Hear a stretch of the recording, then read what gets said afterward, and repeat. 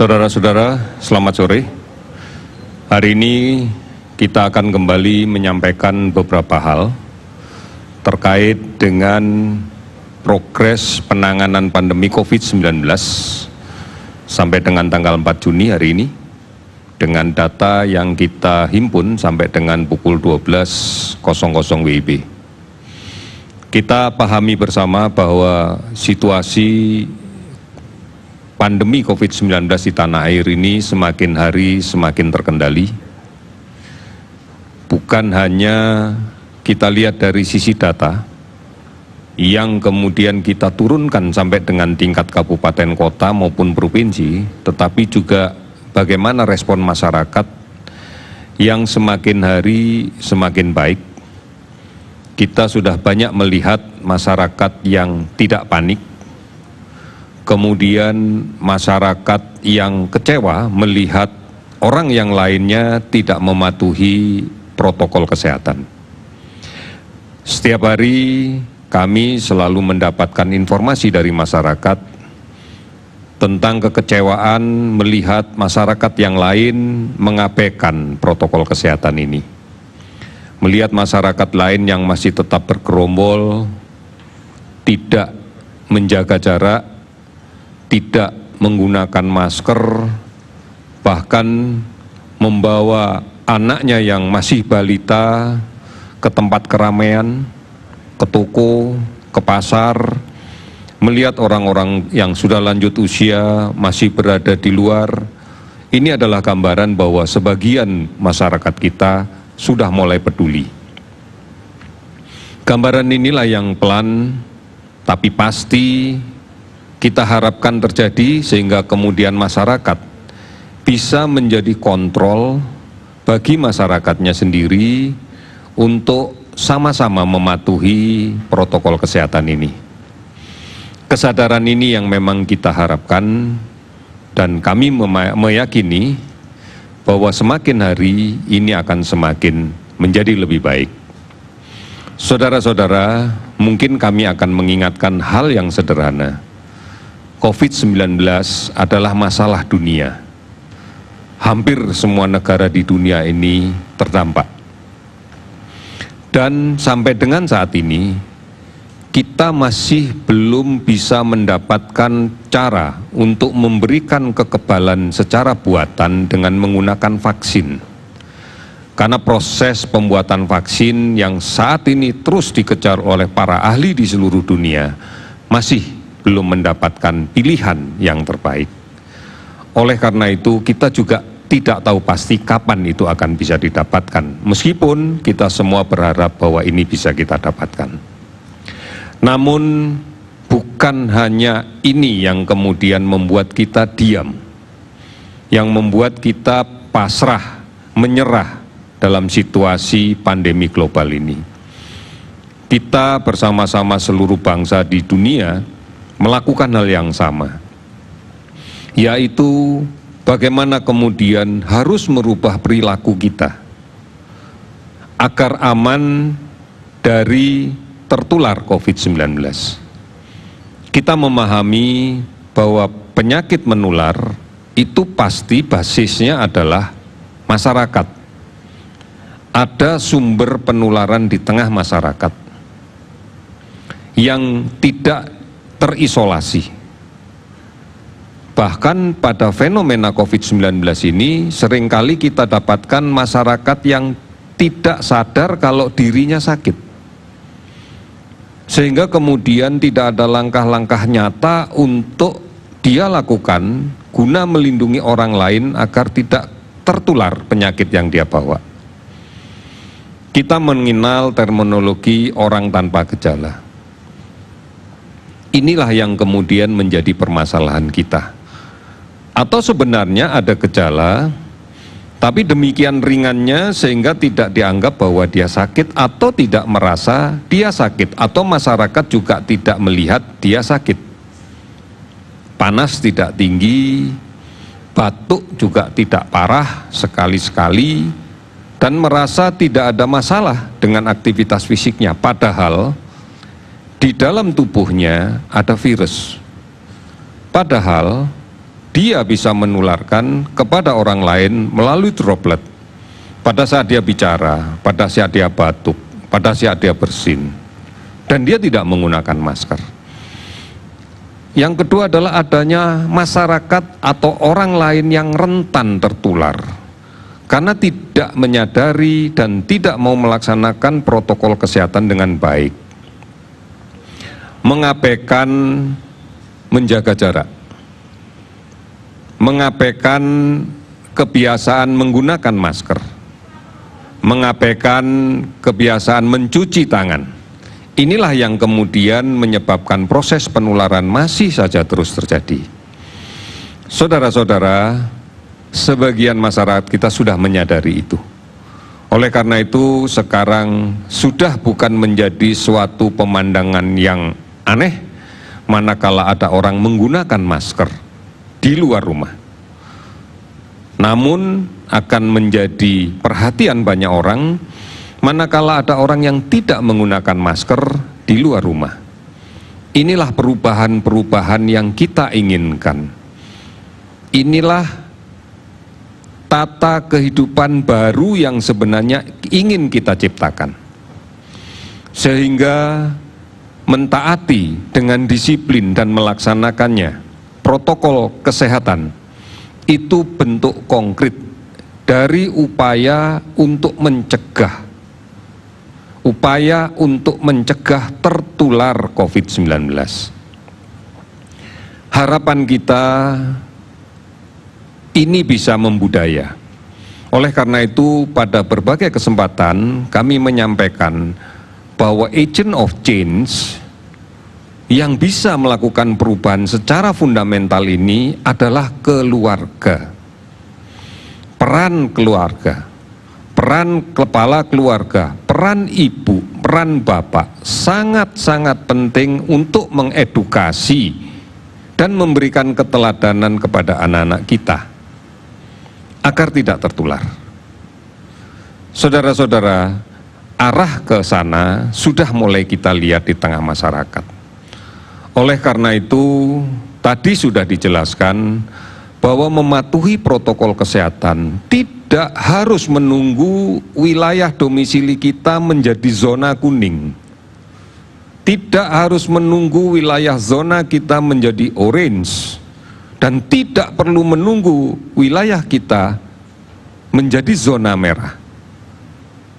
Sejak sekarang, dimanapun kita berada, apapun zonasi warna wilayah tinggal kita, patuhi protokol kesehatan. Hanya ini yang bisa kita lakukan kalau kita ingin selamat dari tertular COVID-19. Kami berharap kesadaran ini menjadi kesadaran kolektif yang tentunya harus berbasis kepada keluarga. Ini pesan yang berulang-ulang akan tetap kami sampaikan karena kita membutuhkan peran serta masyarakat secara aktif. Jadi gunakan masker bukan karena diperintah, mencuci tangan bukan karena diawasi, menjaga jarak karena memang diperintah. Jadikan ini sebuah kesadaran kita tanpa diperintah, tanpa diawasi, karena ini kebutuhan bagi kita untuk tetap sehat. Kalau kita sehat, keluarga kita juga sehat. Karena basis kita adalah keluarga. Peran serta keluarga, agent of change, agen perubahan dari perilaku ini adalah keluarga. Kita ajari anak-anak kita ingatkan siapapun yang berada di sekitar kita untuk mematuhinya. Saudara-saudara, berikutnya akan kami laporkan kinerja data dari pelaksanaan kegiatan penanggulangan COVID di bidang kesehatan tentunya. Hari ini kami telah menyelesaikan pemeriksaan spesimen sebanyak 13.206, sehingga totalnya sekarang menjadi 367.640 spesimen.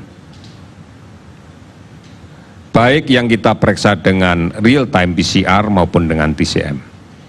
Dari pemeriksaan tersebut, kita konfirmasikan bahwa terdapat kasus konfirmasi positif sebanyak 585 orang, totalnya menjadi 28.818 orang. Kalau kemudian kita rinci lebih dalam 584 ini, ada beberapa tempat, beberapa provinsi yang hari ini mengalami peningkatan cukup signifikan. Yang pertama adalah Kalimantan Selatan. Hari ini kita dapatkan 109 orang.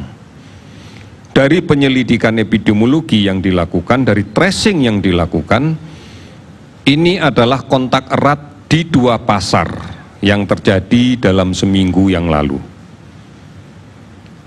Jumlah ini cukup banyak dan hari ini tidak ada yang dilaporkan sembuh.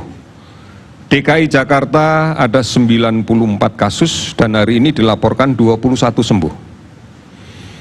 Jawa Timur meningkat 90 orang, kalau kita bandingkan kemarin sebenarnya mengalami penurunan, tetapi secara signifikan pasien yang sembuh ada 290 untuk Jawa Timur.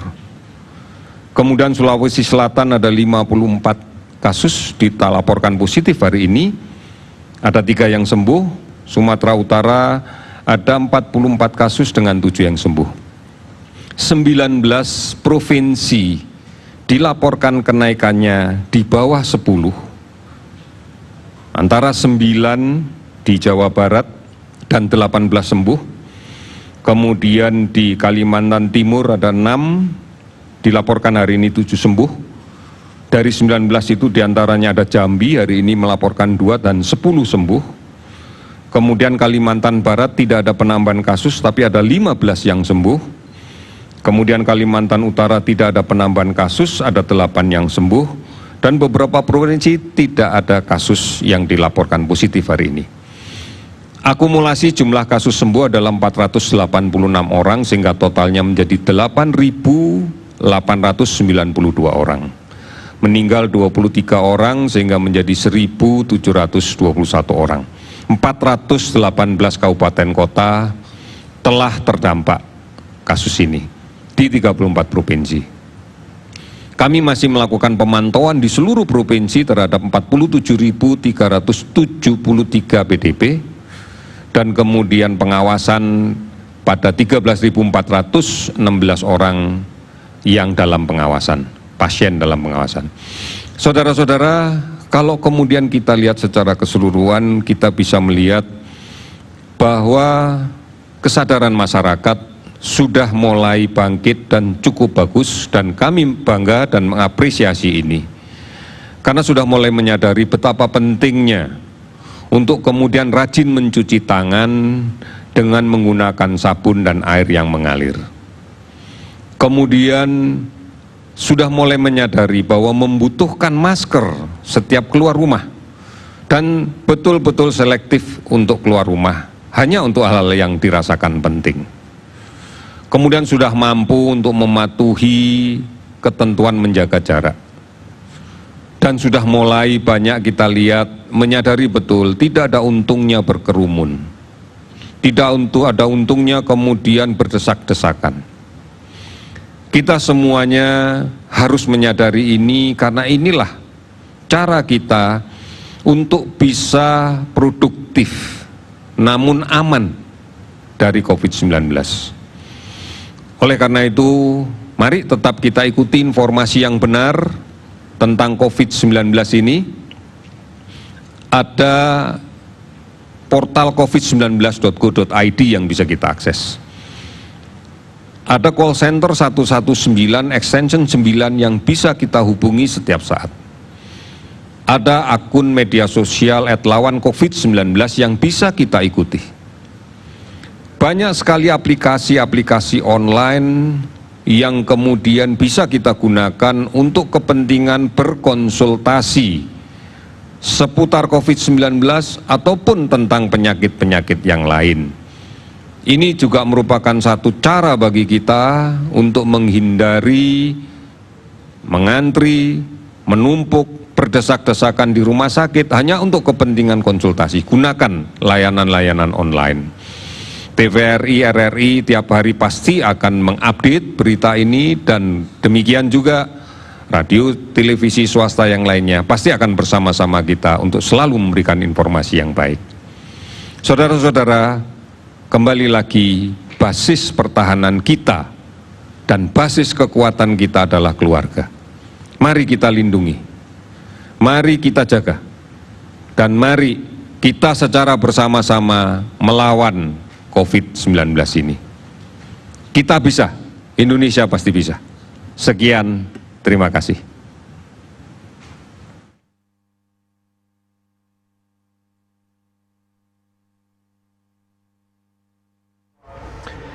Itu tadi pemirsa informasi terbaru dari Ahmad Yuryanto selaku juru bicara penanganan COVID-19.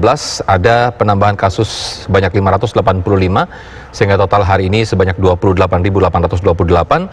Sementara penambahan kasus sembuh ini cukup banyak, sebanyak 486, sehingga total hingga hari ini untuk pasien yang sembuh mencapai 8.892. Sementara pasien yang meninggal hingga hari ini mencapai 23, bertambah 23 orang, sehingga total hari ini sebanyak 1.721 orang. Kami akan kembali pemirsa dengan sejumlah informasi lainnya sesaat lagi usai jeda.